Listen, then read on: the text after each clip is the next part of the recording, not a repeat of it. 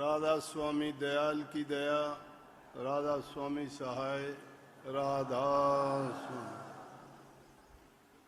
प्यारी साध संगत जियो, भाइयों बहनों, बच्चे, जितने भी आप सत्संग लाभ के लिए उपस्थित हुए हो, शांति से बैठ के सत्संग लाभ उठाएं। आपको इंतजार रहता है इस महीने का और इस महीने के भी 8-10 तारीख के आसपास का,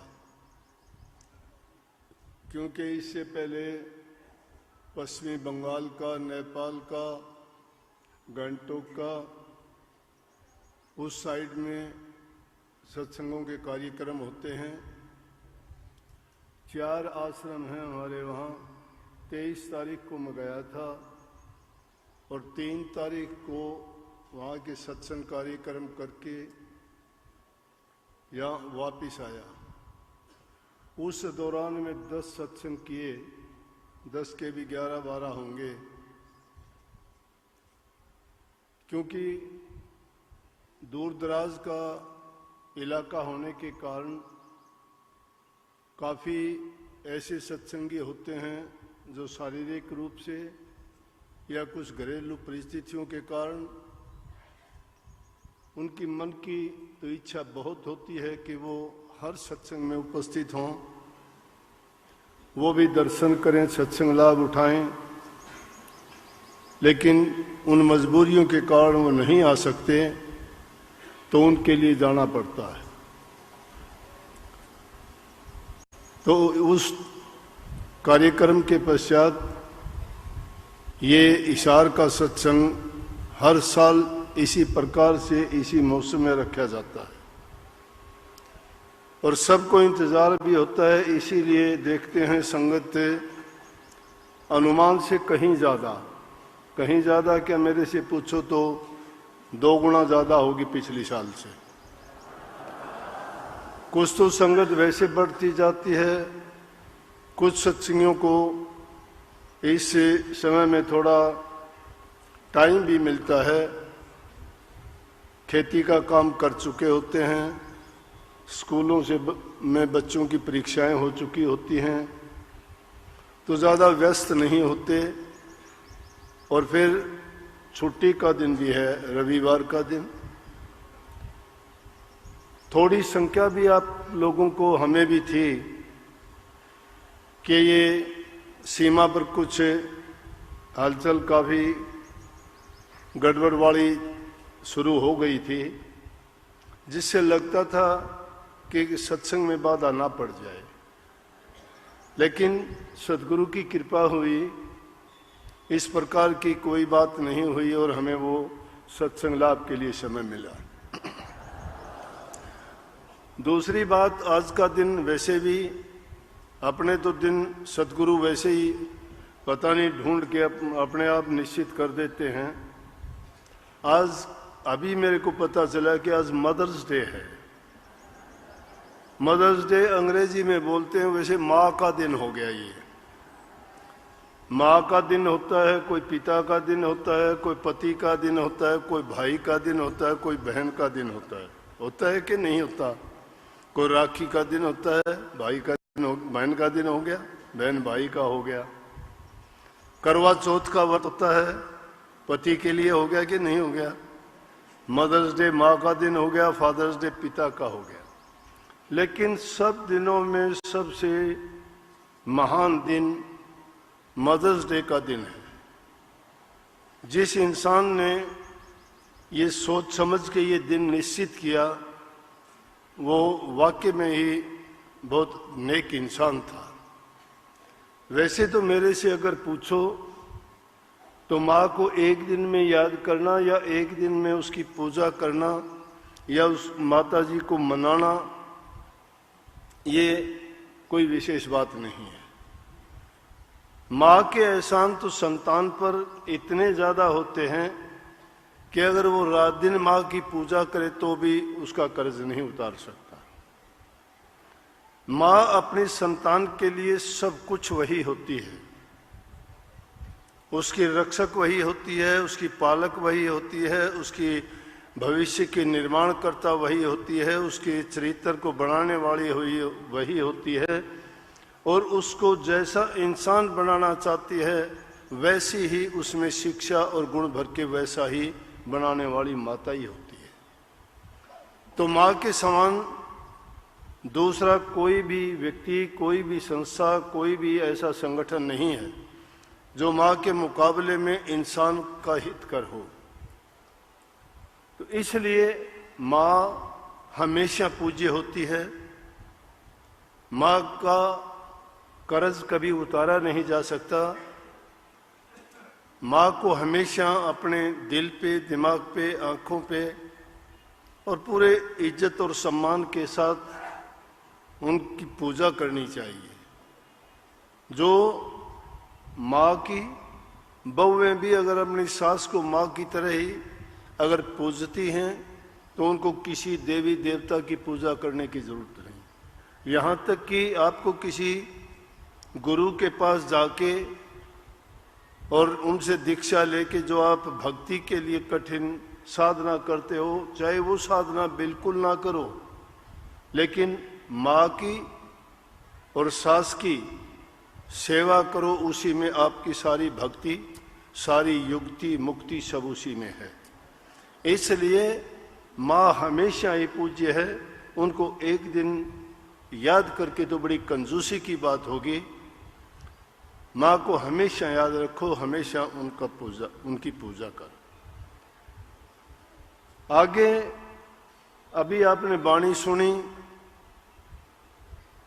कितनी अच्छी बात कही उन निराश लोगों के लिए जो किसी कारणवश हताश और निराश हो जाते हैं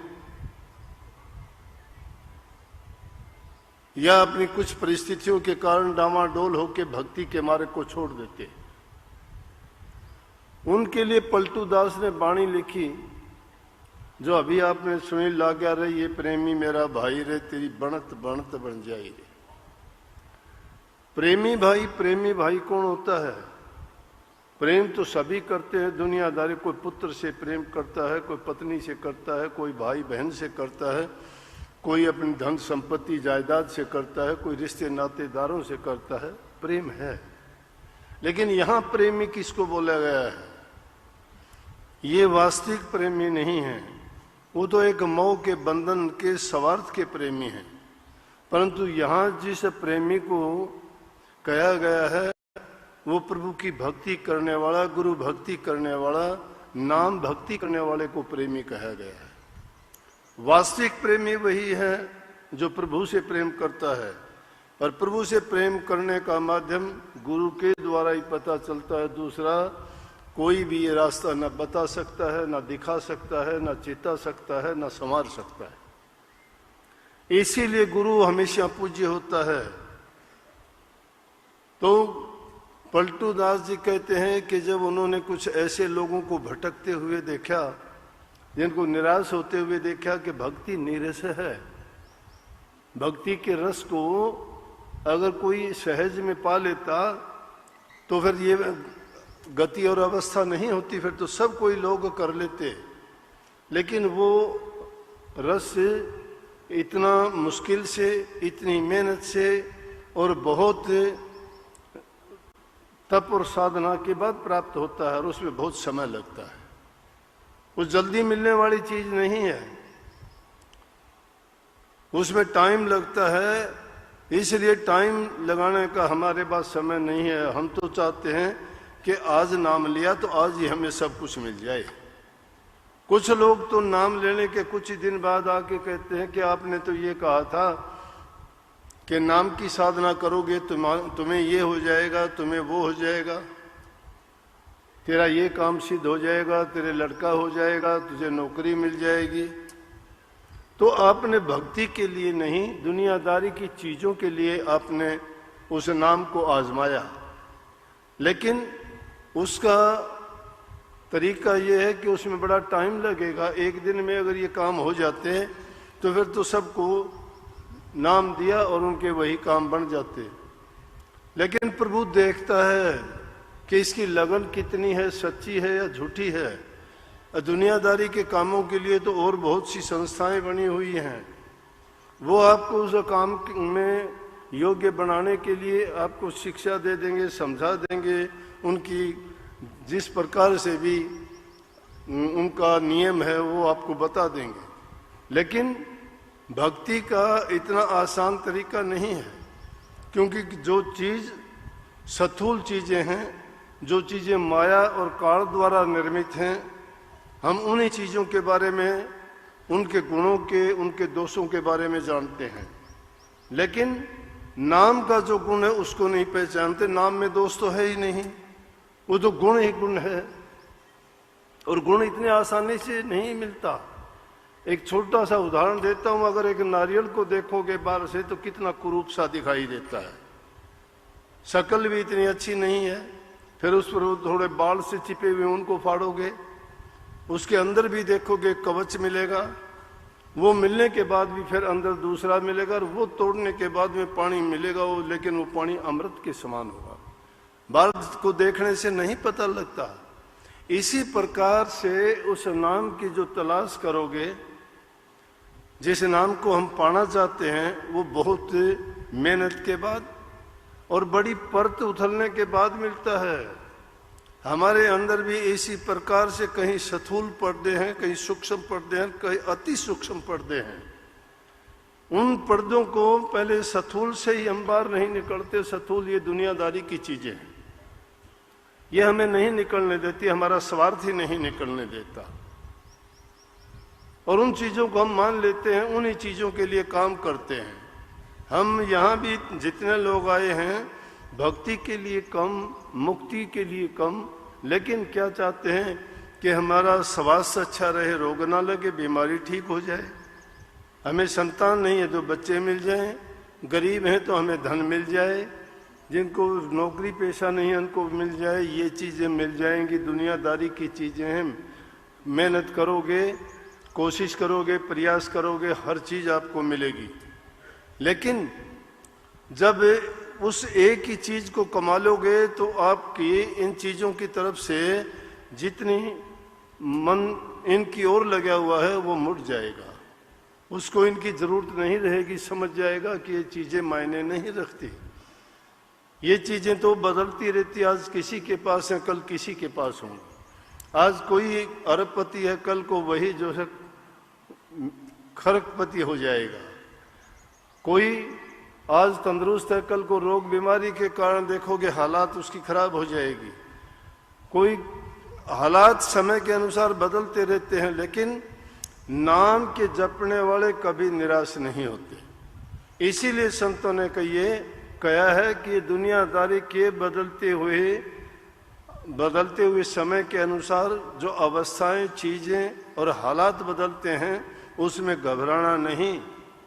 और उन्होंने उदाहरण दिए इस बात के लिए अनेकों, कि जो सच्चे मन से लगे रहे उनके काम बनते चले गए, सच्चाई के साथ जो भी उस पर चले उनके सभी काम बने। लेकिन उन्होंने धैर्य रखा, उन्होंने उतावलापन, जल्दबाजी नहीं की। किसी भी चीज में जल्दबाजी से काम नहीं बनती। आदमी जगह जगह चेतावनी के उसमें भी कही गई हैं बातें, उनको किसी तरह भी अगर हम समझने की कोशिश करें, हर जगह आपको मिल जाएंगी। सड़कों के चौराहे पे भी मिल जाएंगी, वहां भी लिखा मिल जाएगा आपको, रुको, ठहरो, देखो और जाओ।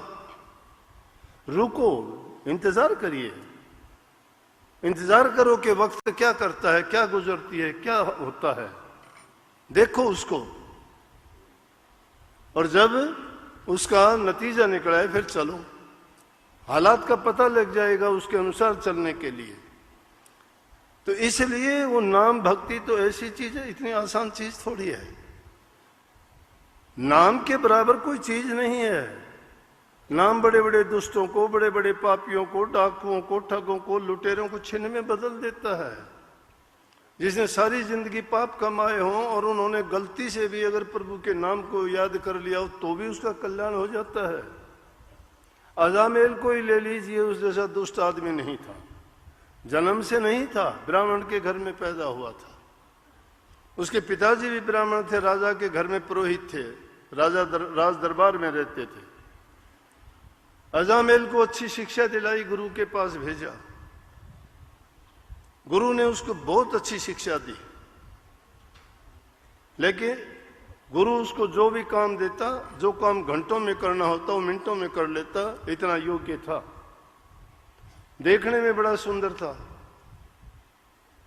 गुरु ने उसको देख लिया, जांच लिया, क्योंकि गुरु के पास वो कसौटी होती है, वो शिष्य को देख लेते हैं वो किस प्रकार का होगा।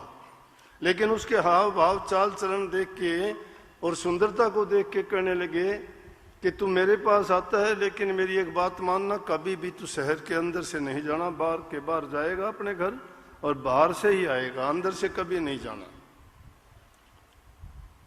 पढ़ते पढ़ाते बहुत दिन हो गए, शिक्षा पूरी होने वाली थी। एक दिन उसके मन में आया, गुरु तुझे क्यों मना करता है? ये इंसान के लिए ऐसी चीज है जिस चीज के लिए मना करोगे उसको जरूर ही करना चाहेगा। सोचेगा कि इसको क्यों मना करता है, इसमें कोई न कोई राज है, मुझे क्यों नहीं बताता। इंसान की जिज्ञासा बढ़ती है कि मैं देखना चाहूंगा ये क्या है। अरे तुम्हें एक बाजीगर बेवकूफ बना देता है। सड़क के किनारे खड़ा होके एक फटे से कपड़े का कुछ गूंद के रख देता है और कहता है देखना अब ये थोड़ी देर में चलेगा, ये बोलेगा, ये लड़ाई करेगा, सब के सब मजमा लग जाएगा, आदमी वहां सैकड़ों इकट्ठे हो जाएंगे। वो और पूरा खेल करके चला जाएगा, वो नहीं हिलता चलता, उसका दोबारा जिक्र ही नहीं करेगा। लोगों की नजर उसी पर, ये कब चलेगा, ये कब झगड़ा करेगा, ये कब अपना करिश्मा दिखाएगा, कुछ नहीं। क्योंकि इंसान की जिज्ञासा, वो जिज्ञासा पैदा कर देते हैं। अपने खेल को चलाने के लिए ऐसी ऐसी बातें बोल देते हैं, आदमी सुनता रहता है, देखता रहता है। तो जब भी किसी इंसान को ये कहोगे ये काम नहीं करना, वो काम जरूर करेगा। अजामिल ने क्या किया, एक दिन शहर के अंदर से गया, शहर के अंदर से गया तो बुरी जगह से निकला। वहां देखते ही उसने कभी जिंदगी में ऐसे हालात देखे नहीं थे, और एक वैश्या को देख के उसका मन डोल गया वहां पे। अब उसको देख के उसके मन में, घर गया तो पढ़ाई की बातें भूल गया, गुरु ने जो पाठ पढ़ाया वो भूल गया। जवान उम्र हो गई थी, उसको देख के पूरी रात उसी के सपने देखते रहा। गुरु का नियम तोड़ दिया उसने। गुरु का हुक्म तोड़ना, पहली चीज शिक्षा हमें मिली कि गुरु की आज्ञा भूल के भी नहीं छोड़नी चाहिए। गुरु जो भी कहता है उसको सत्य मान लेना चाहिए। शिष्य के लिए गुरु का वचन ही सब कुछ है। लेकिन उसने क्या किया, पहली चीज वहां गुरु का वचन तोड़ दिया। दूसरी चीज, गुरु के आगे कपट रखा, झूठ बोल दिया, बताया नहीं। गुरु ने पूछा शहर के अंदर से तो नहीं गया? नहीं गया। और चलते चलते आखिर में उसके चंगुल में ही फंस गया। सबको पता लग गया। उसके पिताजी की मृत्यु हो गई, राजा ने उसको उसके पिता की जगह पुरोहित रख लिया, लेकिन रखता था वेश्या को अपने साथ में। ब्राह्मण के घर पैदा हुआ, अच्छी शिक्षा दीक्षा मिली, पूरा शहर उसको दुत्कारने लग गया। राजा को भी कहने लगा कि ऐसे इंसान को राज पुरोहित बना के आप गलत करते हो, इसको निकालो। उसको निकाल दिया। क्यों? उससे कहने लगे तू ये इससे अपना पीछा छुटा ले, राज दरबार में रहता है, तेरे लिए अच्छा नहीं है। बोला कि सब कुछ छोड़ सकता हूं, इसको नहीं छोड़ सकता, इसको नहीं छोड़ सकता। आदत का गुलाम, वो भी गलत आदत। गुरु की आज्ञा छोड़ी, गुरु के आगे झूठ बोला, राजा के सामने ये कह दिया कि जो मेरी गलत आदत है उसको मैं नहीं छोड़ लूंगा, बदलना नहीं चाहता। सारे ऐब हो गए तो उन्होंने निकाल दिया बाहर, शहर से बाहर रहने लग गया। रोटियों के लाले पड़ गए, कमाई कोई रही नहीं, क्या करता। नाम के महत्व की ओर ले जा रहा हूं मैं, ये रोचक कहानी सुनाने के लिए नहीं, लेकिन इसमें जो शिक्षा भरी हुई है उस पर गौर करो। इसमें शिक्षा आ चुकी है कि गुरु के वचन तोड़ने से क्या हालत होती है। एक ऐसा इंसान जिसका रूप देख के भी दूसरे लोग उसको इज्जत और सम्मान देते थे, उसकी योग्यता को देख के गुरु प्रसन्न होता था, उसकी योग्यता को देख के राजा ने उसको पुरोहित लगा दिया, लेकिन उसकी एक बुरी आदत के कारण उसने सब बर्बाद कर लिया और एक भिखारी की तरह शहर से बाहर रहने लगा। खाने पीने के लिए कुछ नहीं, यहां तक की हालत ये गुजरी पक्षियों को मार के ले आके खाने लग गया। शहर के बाहर रहता है, लेकिन आदमी के कोई पूर्व जन्म के संस्कार होते हैं, वक्त आने पे वो जाग जाते, उठ जाते हैं। उसके भी कोई अच्छे संस्कार थे पिछले जन्मों किए हुए। 4 साधु आए। एक दिन 4 साधु आए, आके उनके पास रुक गए, कहने लगे हम तेरे पास रुकेंगे। बोले हमारे पास खाने के लिए कुछ भी नहीं है, कुछ भी नहीं है, हम आपको क्या देंगे। बोला कोई बात नहीं, हमें तो रुकना है। उन मकान था ही नहीं उनके झोंपड़े के पास। उन साधु भी अपना धुआं लगा के पूरी रात वहां रहे। उन्होंने देखा कुछ नहीं है, जैसे वो थे वैसे ही साधु भी सो गए। 1-2 दिन वहां रुके। रुकने के बाद में महापुरुषों के दर्शन हुए। ये अब बात बात पे कहते हो कि हम दर्शन करने आ गए। दर्शन करने में बड़ा महत्व है। महापुरुषों का आना, वहां की भूमि पवित्र हो जाती है। महापुरुषों के दर्शन करने से इंसान के पाप कर्म कटते हैं। महापुरुषों के दर्शन करने से उनके पूर्व जन्म के संस्कार लग जाते हैं। महापुरुषों का संग करने से उनकी मलिन बुद्धि अच्छी हो जाती है, शुद्ध विचार, पवित्र मन हो जाता है। वो 2-3 दिन के रहने के कारण बोले, कहने लगे कि हम तेरे को मंत्र दे दें। बोले मेरा कैसे उद्धार होगा, मैं बहुत बड़ा पापी हूं। महात्मा जानते थे कि ऐसा दुष्ट, ऐसा पापी है ये किसी नाम को तो जप नहीं सकता, नाम की कमाई नहीं कर सकता ये, लेकिन इसके लिए कोई और तरीका ही करना पड़ेगा। उसको कहने लगे भाई हम तुझे आशीर्वाद देते हैं कि तेरे घर लड़का पैदा होगा और लड़के का नाम नारायण रख लेना। और लड़के का नाम नारायण रख लिया, लड़का हुआ। महात्माओं के जाने के कुछ दिन के पश्चात जब भी कोई काम होता, सबसे छोटा पुत्र था उसका। इंसान का छोटे पुत्र से सबसे ज्यादा मोह होता है, तो उसको जब भी कोई काम, जब भी कोई बात होती, नारायण इधर आना, नारायण ये देना, नारायण बात सुनना, नारायण ये कर, नारायण कहाँ गया, नारायण है। नारायण प्रभु का भी नाम है, परमात्मा का नाम नारायण है। नारायण नारायण का ही सुमरण हो गया उसका, दूसरा किसी इंसान का ही नाम नहीं लेता। और जब कहते हैं आखिरी वक्त आया, जमदूत आके उसको लेने के लिए खड़े हो गए, क्योंकि जिस इंसान ने अच्छे कर्म नहीं किए होते उसको जमदूत लेने के लिए आते हैं, तैयार खड़े थे। जब लेने के लिए आए, उनको देख के अजामिल घबरा गया, डर गया और कहने लगा नारायण भागना रहा, यहाँ आना रहे, ये कौन आए, अरे मुझे परेशान करते हैं, नारायण मुझे लेके जाएंगे ये। जब ऐसा कुछ वो कहने लगे, बार बार जब चिल्लाए और नारायण नारायण का नाम सुना, तो कहते हैं जमदूतों की बजाय यमदूत वहां से विमान लेके पहुंच गए। नारायण नारायण का नाम सुना तो उन्होंने विमान लेके वहां, एक तरफ तो जमदूत खड़े हैं, दूसरी तरफ रामदूत खड़े हैं। रामदूत जब वहां पहुंचे, जमदूत देखते रहे, उसको बैठा के और ले गए।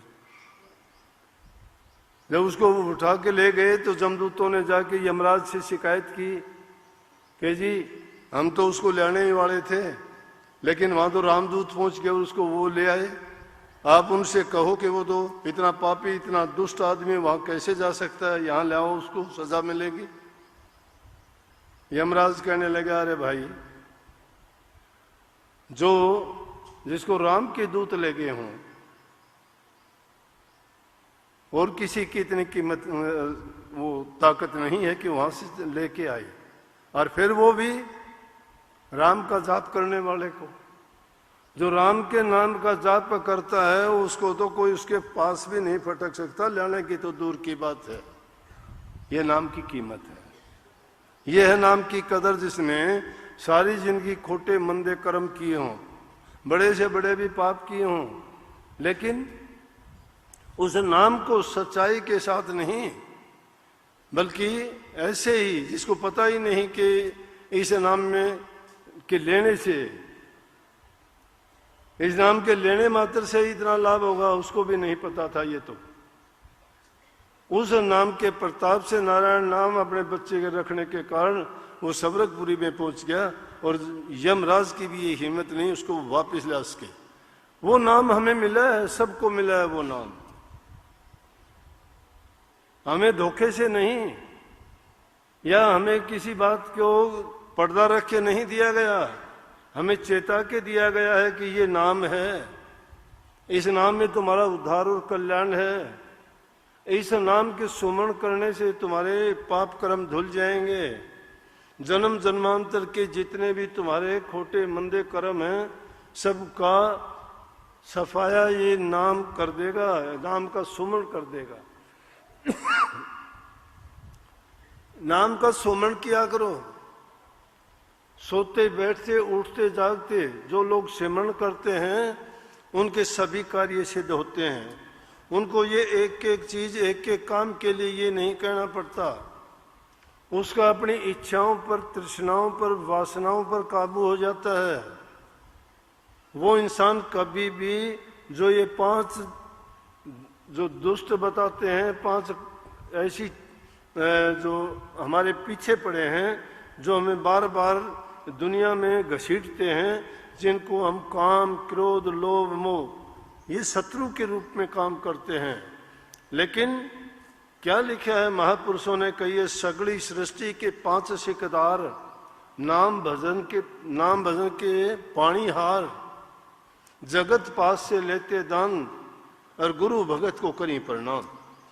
सगड़ी सृष्टि के 5 सिकदार, पूरी सृष्टि में 5 शिकारी हैं। काम के बस होके जीव लुट जाते हैं, क्रोध के कारण इंसान बड़े से बड़े बुरे कर्म कर जाता है, ऐसे पाप कर्म कर जाता है कि उसको नरकों में जाके धक्के खाने पड़ते हैं, कितने जन्म ऊंची नीची योनियों में भोगने पड़ते हैं। लोभ के कारण इंसान सही रास्ते चलते चलते डूब जाता है, और डूबने का मतलब क्या है कि सही रास्ता छोड़ के भटक के वो उल्टे सीधे कर्म करता है सारे। मोह के बंधन में पड़ने के कारण उसको पता ही नहीं रहता मैं करता क्या हूं, गलत है सही है, इस बात को सोचता तक नहीं है। उसको अपने कर्म का बोध नहीं रहता है मैं कैसा कर्म करता हूं। जिसको अपने कर्म का बोध नहीं होता वो कभी सुधर नहीं सकता है। अपने कर्म को, बोध को पहचानने के लिए इंसान को सोचना चाहिए कि जब मैं कर्म करता हूं ये किसी दूसरे को बुरा तो नहीं लगता, किसी से इसे कष्ट तो नहीं होता, किसी से मैं इससे समस्या तो पैदा नहीं करता, या किसी को कोई कष्ट तो नहीं दे रहा हूं। जब ऐसा इंसान सोच लेगा तो वो चाहेगा कि जैसा मैं मेरे प्रति चाहता हूं वैसा मैं औरों के प्रति भी करूं। और सबसे बुरा अहंकार है। जब अहंकार इंसान में आ जाता है, वो किसी चीज का भी अहंकार हो, धन का हो, ताकत का हो, पद का हो, प्रतिष्ठा का हो, वंश का हो, जाति का हो, प्रदेश का हो, अहंकार किसी भी प्रकार का हो, वो भी इंसान को खत्म कर देता है, नीचा दिखाता है। अहंकार का सिर नीचा इसीलिए कहते हैं, अहंकारी इंसान में धैर्य नहीं होता, और जिसमें धैर्य नहीं होता वो इंसान उतावलापन में कुछ का कुछ कर जाता है। तो कहते हैं महापुरुषों ने ये फरमाया है कि पूरी सृष्टि में ये 5 शिकारी हैं, और जो जीव जैसा भी होता है उसको उसी रूप में फंसा लेते हैं। किसी पे काम का फंदा डाला, बड़े बड़े ऋषि मुनि तपधारी भी बेकार बना दिए। नारद जैसे मुनियों को क्या हालत हुई, पराशर ऋषि जी क्या हुआ, विश्वामित्र का क्या हुआ। समुद्र मंथन के टाइम में विष्णु भगवान ने राक्षसों से अमृत किस प्रकार से छीन लिया। ये सारी की सारी बातें अगर देखोगे तो उस काम के कारण, कामुकता के कारण, काम ऐसे डोरे डालता है, ऐसे फंदे छोड़ता है कि बिरला इंसान ही बच पाता है। काम मन में उठने वाली कल्पनाएं हैं सारी। मन कभी खाली नहीं रहता है, इसमें अनेक प्रकार की कल्पनाएं, कभी कुछ सोचता है कभी कुछ सोचता है, शिथिल कभी रहता नहीं है। किसी को सुंदर देखता है तो सोचता है मैं सुंदर बनूं। नारद के मन में क्यों आई कि मैं भी राजकुमार बनूं, वरमाला मेरे गले में डली, बंदर का मुंह हो गया। मन ने चाहा, उसका मन का चाहा नहीं होता। मन के मते अनेक हैं, मन के कहे ना चालिए, मन के मते अनेक, जो मन पर काबू करे सो कोई साधु एक। मन पर काबू करने वाला ही साधु है। मन पर काबू करना है, जीत तो कोई सका नहीं आज तक, ना कोई मार सका है। माया मरी न मन मरा, मर मर गए शरीर, आशा तृष्णा ना मरी, कह गए संत कबीर। ये चीजें मरती नहीं है, हम गलत सोचते हैं। अगर इनको मार भी दिया तो हमारे पास रहेगा भी कुछ नहीं, फिर तो कोई इच्छा नहीं है। काम है, काम करो, काम अवश्य करना है। काम कैसा करो जो किसी को दुख ना दे, काम करो जिससे तुम्हारा सारे कार्य सिद्ध हों। जब काम नहीं करोगे आपको दो रोटी कहां से मिलेंगी? काम नहीं करोगे आप परिवार का लालन पालन कैसे करोगे? काम नहीं करोगे तो आप अपने लिए कुछ भी नहीं कर पाओगे। इसलिए काम करना जरूरी है, लेकिन काम वासना नहीं। कामी कुत्ते ना बनो। कामी कुत्ता भी 30 दिन ही कुत्ता बनता है, इंसान तो 12 महीने ही ऐसा रहता है। कामी कुत्ता 30 दिन, और इंसान का कोई वक्त समय नहीं। काम वासनाओं का गुलाम हो जाता है, समय नहीं उसका कोई भी, ना दिन का है ना रात का है, ना कोई भी ऐसा नहीं देखता। वो काम वासनाओं का गुलाम है, उस काम के लिए कही गई है, वो काम दुश्मन है। क्रोध करना बुरा है। क्रोध वो अग्नि है जो इंसान को पहले खुद को जला देती है, फिर किसी दूसरे का नुकसान करती है। क्रोध इस मन पर किया करो, ये दुष्टता करता है, ये गुरु के वचन में नहीं चलता, ये नाम की कमाई नहीं करता, ये बुरी आदतों को नहीं छोड़ता। इन बातों पर क्रोध किया करो, इसको मन को समझाया करो, वो क्रोध है। क्रोध घातक नहीं होना चाहिए किसी के लिए, क्रोध दात देने वाला होना चाहिए। अपनी संतान पर भी क्रोध करते हो, इसलिए करते हो ताकि वो पढ़ लिख के अच्छा इंसान बने, वो क्रोध नहीं है। वो तो उसके लिए बहुत बढ़िया चीज है, उसके लिए एक दात है, वो घात नहीं है। घात वो होती है जब किसी के नुकसान करने के लिए, अपना फायदा करने के लिए तुम करते हो, वो क्रोध बुरा है। लोभ भी करना जरूरी है, लोभ करो, जरूर करो, लोभ नहीं करोगे। लोभ कैसा करना चाहिए? लोभ नाम भक्ति का करना चाहिए, प्रभु भक्ति के लिए करना चाहिए। हमें सोचना चाहिए कि जब से नाम लिया है मैं गिरता जा रहा हूं। आके ये कहते हैं, मैंने कभी नहीं सुना कोई ये कहता हो जी मैं आगे मेरी उन्नति हुई है नाम भक्ति में। ये कहते जी पहले तो मेरा भजन बनता था, अब नहीं बनता। वाह, पहले बनता था अब नहीं बनता। मैं बहुत छोटी सी बात कहा करता हूं, अरे अगर बनाना चाहो तो क्या नहीं बनेगा? एक एक पैसा जोड़ने से तुम करोड़पति अरबपति बन जाते हो, एक एक ईंट जोड़ने से तुम महल मकान बना लेते हो, एक एक अक्षर को याद करने वाला एक बहुत बड़ा विद्वान बन जाता है। कालिदास वर्गे जीरो थे, कुछ नहीं थे, उसकी पत्नी ने सिखाया। तुलसीदास जी क्या थे, उन्होंने रामायण लिख दी। हमारा क्या नहीं है, हमारे पास उनसे कौन सी चीज कम है? हाथ नहीं है, पांव नहीं है, दिमाग नहीं है, आंख नहीं है, सब कुछ तो है, लेकिन क्योंकि हम इन चीजों के गुलाम हैं, हौसला नहीं है, आत्म बल नहीं है, अपने आप पर यकीन और विश्वास नहीं है, दृढ़ संकल्प नहीं है हमारा किसी काम को करने के लिए, डगमगाए हुए हैं, अपना नहीं देखते, दूसरों की ओर ख्याल ज्यादा है। वो क्या पहनता है, वो क्या खाता है, वो क्या करता है। अरे नकल अच्छे काम के लिए किया करो ना, उन लोगों की किया करो जिनके उदाहरण दिए। कितने लोग थे, उनकी बनत बनत ऐसे नहीं बनी, उनकी ऐसे बनी कि उन्होंने मेहनत की, धैर्य रखा। जो मंजिल पर जाने वाले होते हैं वो रास्ते में पड़ने वाले पड़ावों के लालच में आराम और विश्राम को ठुकरा देते हैं। हनुमान जी को लंका में पहुंचना था, कितनी चीज बाद आए, रुके कहीं? वो नहीं रुके, क्योंकि निशाना उनका क्या था। इसीलिए लोभ करो, लोभ इस चीज का करो कि मैं पहले 10 मिनट बैठता था, अब आधा घंटा बैठा करूंगा। कितने दिन ये मन करेगा दुष्टता? इस मन को देखा करो, कितनी दुष्टता करेगा ये तुम्हें उठाना चाहेगा, तुम बैठा करो, उठना ही नहीं। इतनी करेगा तू, नाम भक्ति नहीं करने देगा, लेकिन मैं बैठा ही रहूंगा। ये बार बार तुम्हें भगाएगा, तुम बार बार जिद करके बैठना ही बैठना। महात्माओं ने अनेक तरीके बताए। ये रोजाना के न्यू सत्संगों में आने से आपको कुछ हासिल नहीं होगा, मैं बताऊं। भक्ति घर बैठे कर सकते हो आप लोग।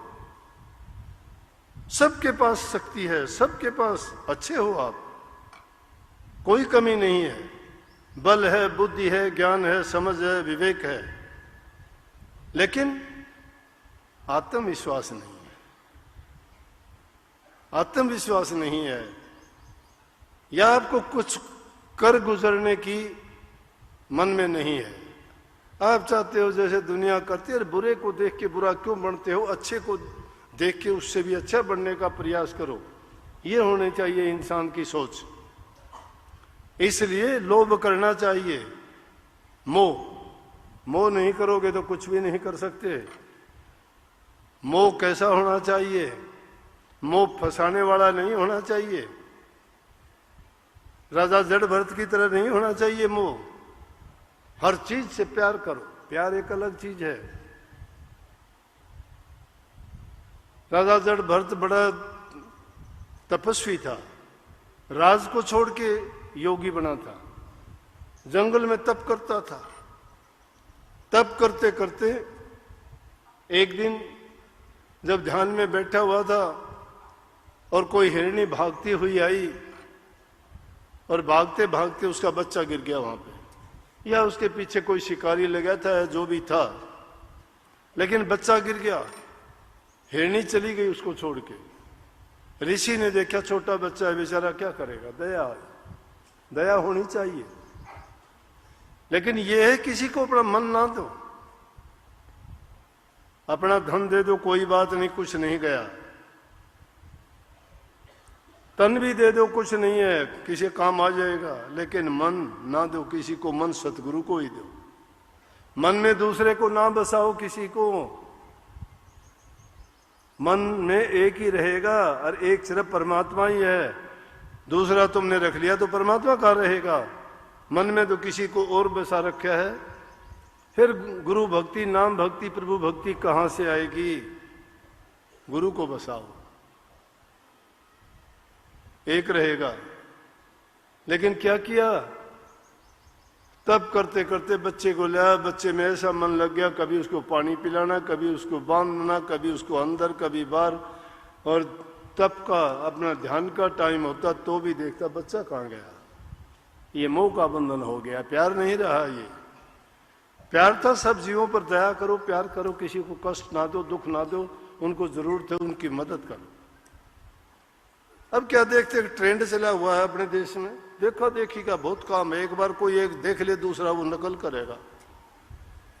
सुबह कोई थैलियों में, कोई जेब में रोटी डाल के चलते हैं सुबह सुबह घूमने के नाम पर। रात की बनी रोटी एक आधी जेब में डाल लेते कुत्ते की। अच्छी बात है, डालनी चाहिए, लेकिन कुत्ते आजकल रोटी नहीं खाते, समोसे खाते हैं, ये बताऊं मैं। रोटी तो वहीं पड़ी रहती है। कुत्ते नहीं खाते आजकल रोटी। तो रोटी लेके जब जाएंगे, कोई भी आदमी घर से निकलेगा, 6 कुत्ते पीछे हो लेंगे उसके। पता है कि कुछ ना कुछ ये लेके चला होगा। और वो चलने वाला क्या करेगा? जाके, वो तो समझदारी है उसकी, कि उन रोटियों को तोड़ के सड़क से दूर नहीं डालेगा। क्यों? मिट्टी लग जाएगी ना उनको। फिर मिट्टी लगी हुई कुत्ता कैसे खागा? तो सड़क के बीच में डालेगा।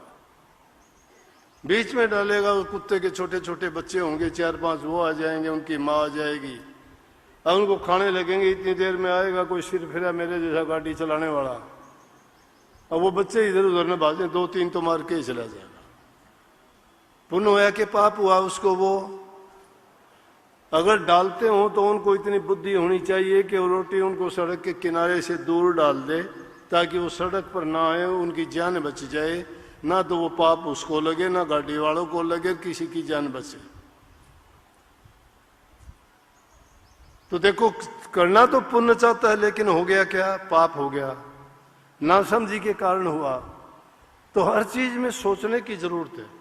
पक्षियों के लिए दाना डालते हो, छत पर डाल दिया, बिल्ली को पता है रोजाना दाना डलेगा, पक्षी यहाँ आएंगे, बिल्ली उनको जरूर खाएगी। बिल्ली रोज दाव लगा के बैठेगी, एक दो को खत्म कर देगी, तो पुण्य कहाँ, पाप के भागी बन गए हम तो। वो अलग बात है, लेकिन बात यहाँ थी मोह की।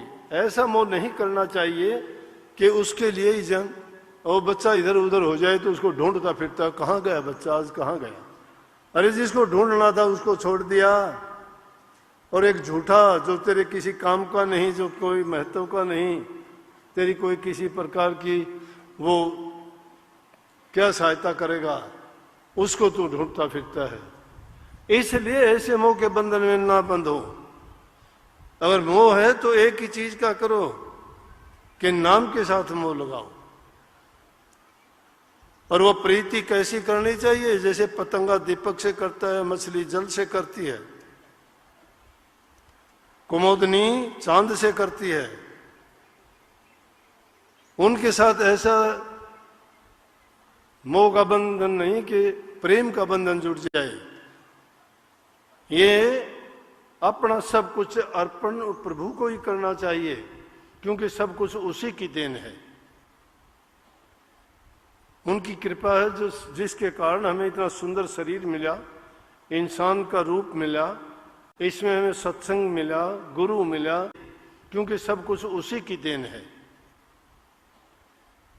उनकी कृपा है जो जिसके कारण हमें इतना सुंदर शरीर मिला, इंसान का रूप मिला, इसमें हमें सत्संग मिला, गुरु मिला, नाम भक्ति करने का तरीका गुरु के द्वारा प्राप्त हुआ। सत्संग में सब चीज़ों की बातें सुन के प्रभु के गुणों का पता लगा कि हमें क्यों भक्ति करनी चाहिए। और उनके पास पहुँच के जन्म मरण के बंधनों से मुक्त सिर्फ हमें गुरु ही करवाता है। इसलिए वो मोह का बंधन गुरु से ही होना चाहिए। और अहंकार के बारे में पहले ही बता चुके हैं कि अहंकार इंसान को इतना गिरा देता है। उनकी बड़ी बड़ी मिसाल हैं। दुर्योधन का नाम ले, वो अहंकारी था। रावण का नाम तो हर इंसान लेता है। ऐसा अहंकारी दुर्योधन श्री कृष्ण जी युद्ध को समाप्त करना, युद्ध ना हो ये चाहता था। और ये कही कि भाई अच्छी बात यह है कि शांति के लिए आदमी को प्रयास अंत तक करना चाहिए।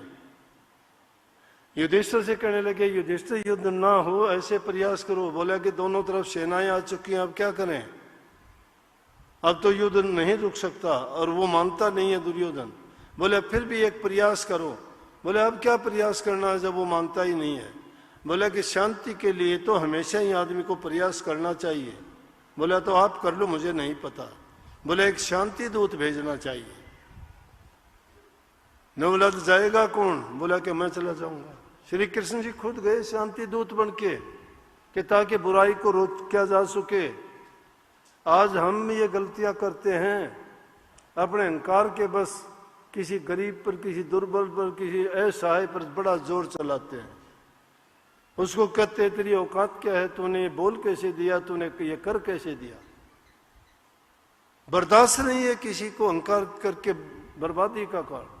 उसी दुर्योधन ने ऐसी अहंकार की बात कही कि बोला कि एक सुई की नोक टिके इतने भी नहीं। बोला रे एक गांव की जगह दे दे, वो रे लेंगे, कोई बात नहीं। बोला सुई की नोक टिके इतने भी नहीं दूंगा। फिर कितनी ली उसने? दुर्योधन के पास कितनी बची? एक अहंकार के कारण उसने ऐसा जुल्म कर दिया। इतिहास के पन्नों में लिखा गया कि 56 करोड़ यदुवंशी मारे गए उस युद्ध में। 18 दिन तक ये युद्ध चला कुरुक्षेत्र का। इतिहास में ये नाम सदा के लिए उस महायुद्ध के नाम से जाना जाएगा। और श्री कृष्ण जी जैसे उपदेशक थे, लेकिन एक अहंकार के बस होके जिसने किसी की बात नहीं मानी, सब बर्बादी का रास्ता खोज लिया। इसलिए महापुरुषों ने फरमाया कि ये पांचों के पांचों दुष्ट हैं और ये सारी दुनिया के लोगों की अक्ल को हड़ लेते हैं, उनको किसी न किसी रूप में अपने जाल में फंसा के उनको बाहर नहीं निकलने देते, उल्टे सीधे काम करवाते रहते हैं। परंतु दूसरी तरफ कह दिया कि गुरु भगत का मतलब जो नाम भक्ति करते हैं उनके पानीहार हैं। पानीहार माने पानी भरने वाले, वो जगत पास से लेते उधार, दुनियादारी की चीजों से वो सारी लेते हैं अच्छे गुण, और जो गुरु भगत है उनको प्रणाम करते हैं, गुरु भगत को प्रणाम करते हैं। क्योंकि गुरु भगत उनके काबू में नहीं आते। इसीलिए महापुरुषों ने यह कहा है कि भाई कभी निराश ना हो, ये सोच के कभी ना बैठो कि रात आई है तो दिन नहीं निकलेगा। कभी ये ना सोचो दुख आया है तो कभी सुख नहीं होगा। अगर हालात कुछ विपरीत होते हैं तो ये सोचा करो कि ये मेरा कर्म था, ये उसका कर्म का बदला है, या ये मेरी सजा है। ऐसी ऐसी बातें कई बार सुनने को मिलती हैं, दुख होता है, उस टाइम पे ज्ञान ध्यान से भूल जाते हैं, क्योंकि संसार के नातों से हम भी बंधे हुए हैं। जब हमारे से हमारे अपने जुदा होते हुए देखते हैं, तड़फते हुए देखते हैं, दुखी देखते हैं, तो हमारे हृदय में भी दया उमड़ती है और वो दुख होता है। लेकिन उस दुख को रोका जा सकता है। वो दुख आने से पहले, पानी आने से पहले पाल बांध लेनी चाहिए। जानबूझ के हमें कोई ऐसे कर्म नहीं करने चाहिए कि जिससे हम उस कर्म के भोगी और भागी बने। कर्म के भोगों से बचने का उपाय यही है कि नेक काम करें। नेक काम करोगे तभी आप भक्ति के मार्ग पर चल पाओगे। जब तक हमारी नीयत खोटी है, बुरे कर्मों में हम फंसे हुए हैं, जो मन के कहे में करते हैं, अपने इंद्रिय भोग शरीर के स्वाद और रस के कारण दुनिया के पदार्थों में रचे पचे रहते हैं, तब तक भक्ति के मार्ग पर हम चलने के लायक नहीं है। लेकिन सच्चे मन से कुछ भी खाओ पियो, बड़े ठाठ बाट से रहो, लेकिन नाम भक्ति करने में कंजूसी ना करो। सब कुछ करते हो तो उसको सबसे पहले रखो, आगे रखो, क्योंकि हमारी सहायक वही है। ये दुनिया की चीजें तो हम देखते हैं, रोजाना देखते हैं कि जिन्होंने इनके लिए मारा मारी की, पूरा जीवन लगा दिया और अंत काल में वो दोनों हाथ फैला के चले गए, कुछ भी नहीं, कहने लायक बोलने लायक भी नहीं रहे। लेकिन हमारी भूल देखो कि उनको जाते हुए देखते हैं और फिर भूल जाते हैं कि हमारा अंजाम भी यही तो होगा। आदमी तो काल का चबेना है, कुछ उसकी मुट्ठी में है, कुछ गोद में है, फिर भी इंसान समझता नहीं है। इसलिए इन सारी चीजों से बचने का सबसे उत्तम तरीका, जो हमें शांति देने वाला, मन में सुख देने वाला और दुनिया में सुखी जीवन जीने के लिए हमें नाम भक्ति को आगे रख के चलना चाहिए। अगर कोई हालात ऐसे होते भी हैं, वहाँ धैर्य रखना चाहिए इंसान को। धैर्य रखोगे, समय पर आके अपने आप को संभाल लेंगे। और उनके लिए कबीर साहब ने तुलना कुत्ते के साथ की है इंसान की, कि जिस प्रकार से कुत्ता अपने धनी के दरबार पे पड़ा रहता है, भूखा प्यासा वो कुछ नहीं कहता, ना कुछ मांगता है, लेकिन सिर्फ द्वार के आगे पड़ा है। लेकिन निकलते बढ़ते हुए जब उसका धनी देखता है तो कभी ना कभी संभाल करता है, बच्चों से पूछ लेता है, इसको कुत्ते को रोटी टुकड़ा किसी ने दिया क्या? इसलिए कही कि द्वार धनी के पड़ा रहे और धक्के धनी के खा, कभी तो धनी निवाज ही जो द्वार छोड़ ना जा। जो द्वार छोड़ के नहीं जाता, कभी तो धनी उसको संभाल लेगा, उस पर दया की बरसात होगी कि संभालो इसको। लेकिन जो द्वार ही छोड़ के चला जाएगा, उसको कौन संभाल लेगा? जो गुरु से छल कपट चतुराई बेईमानियां करता है, वो अपनी समझ में चाहे वो कुछ भी बन ले, लेकिन उसको सजा मिलती है। सजा क्यों मिलती है? गुरु तो देखता नहीं है, उसका कपट नहीं देखता। कपटी आदमी अपने कपट के पीछे छिप जाता है कि मैंने कपट कर लिया। शायद नहीं पता है, शायद गुरु को भी जाहिर रूप से नहीं पता है, लेकिन उसके कपट को लाखों आंखों वाला देखता है। वो देखता है कि एक इंसान तो इसके लिए क्या करता है, ये इसके पीछे से क्या कपट करता है। क्या भाई बच सकता है? वो कभी नहीं बच सकता। उसका कपट उसको खा जाता है, वो कहने लायक भी नहीं रहता, अपने मन में ही कुड़ता रहता है। फिर कर्म की सजा सबको मिलती है, कोई बच नहीं सकता। तो इसलिए नेक कर्म क्यों ना करे जाएं कि जिससे हमें ना किसी से छिपाना, ना कोई डरना, ना कोई दबाना। जब सच्चे और अच्छे कर्म करोगे, जाहिर में करोगे, कोई आपको टोकने बोलने वाला ही नहीं है, जो सबको अच्छे लगेंगे, सबके दिल को जीतोगे, सबसे प्यार करो।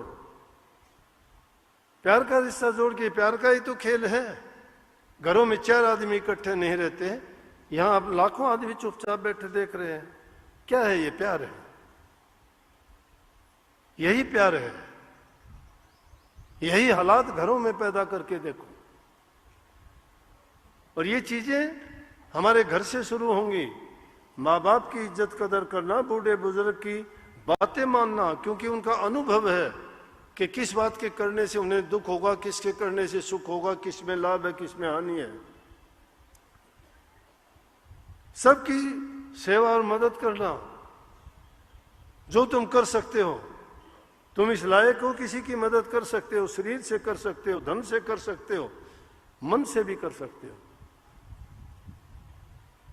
एक सेवा बचती है सूरत की सेवा, वो तुम्हारी अलग है, उसमें किसी की दखल नहीं है, वो तुम्हारी अपनी है। इसलिए हमेशा नेक कर्म करने की सोचा करो। गंदी बात को अपने मन में कभी स्थान जगह ना दो। जब भी ऐसी वैसी बातें आती है, महापुरुषों की जीवनी याद किया करो। अरे कहां चौथा गुरु सिखों में रामदास जी, चने बेचने वाला था। चनों की बाकड़ी बना के बेचा करता लाहौर में। और वो चौथी गद्दी का धनी बना रामदास। किससे? सेवा से। किससे? प्रेम से। किससे? सादगी से। किस बात से? धैर्य से। कभी देखा ही नहीं। अमरदास जी अपने लड़कों को छोड़ के गद्दी अपने उसको दे दी रामदास जी। और इतना ही नहीं, उसको जमाई बना लिया, अपनी लड़की की शादी कर दी। इसलिए जो नेक नीयत इंसान की होती है, वो इंसान को हमेशा वफा दिलाती है, वो हमेशा उसको इज्जत सम्मान दिलाती है। जहां कहीं भी जाओगे वो तुम्हारा श्रृंगार होगा, तुम्हारी वो खूबी होगी, लोग उसके सामने झुकेंगे, देखेंगे। या तो बुरे आदमी भी रखे जाते हैं, लेकिन किससे उनको नफरत से याद करते हैं। और नेक इंसानों को याद करते हैं, दिल में दया और प्रेम उमड़ आता है। उनकी कहानी सुन के मन के अंदर बड़ा प्यार उमड़ता है। इसलिए भाई अपना समय बड़ा कीमती है और बहुत जल्दी बीत रहा है। ये किसी के हाथ नहीं है, रुकेगा नहीं। समय रहते हुए काम करना चाहिए, नहीं समय निकट जाएगा तो फिर तो कुछ नहीं करने का। ये राजा बाबू सेठ साहूकार धन दौलत मंडी माड़ी कोठी बंगले महल मकान गाड़ियां कोई काम नहीं आएंगी, सब छोड़ के जाना है। रहते हो प्रयोग करो, उनका ठीक ढंग से करो, जीवो सुखी जीवो।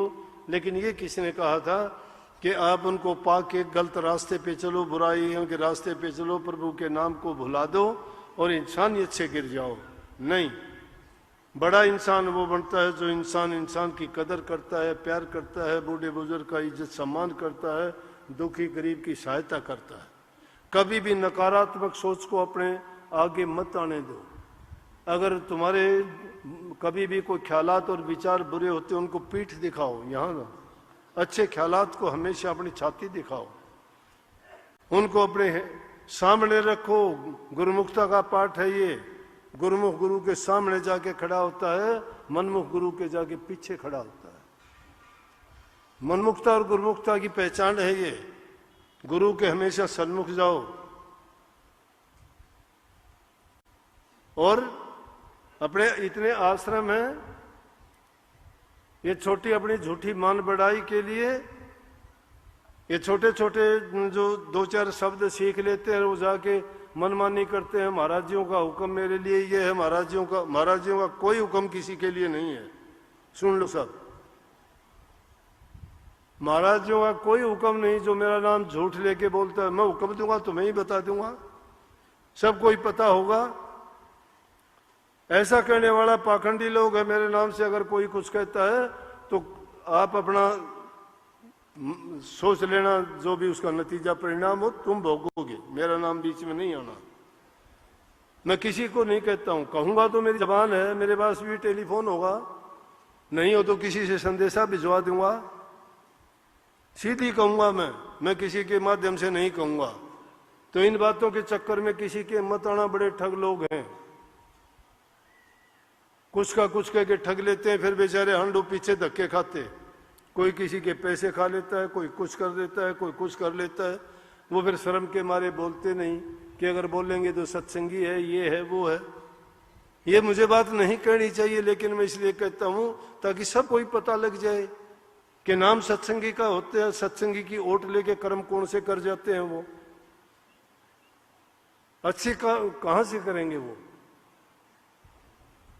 इसलिए इस बात का ख्याल किया करो भाई, और कभी भी इस लोगों की चापलूसी, 420 और उनकी हेरा फेरियों की बातों में मत आना। और जब आ जाओ तो मेरे आगे आगे नहीं बताना। बताते नहीं हो बाद में, तो जब बताते हो जब वो उबाल लाग के बाहर आना शुरू हो जाए, दुनिया ने पता लग जिद मैंने पता लगता है कि हाँ ये हो गया।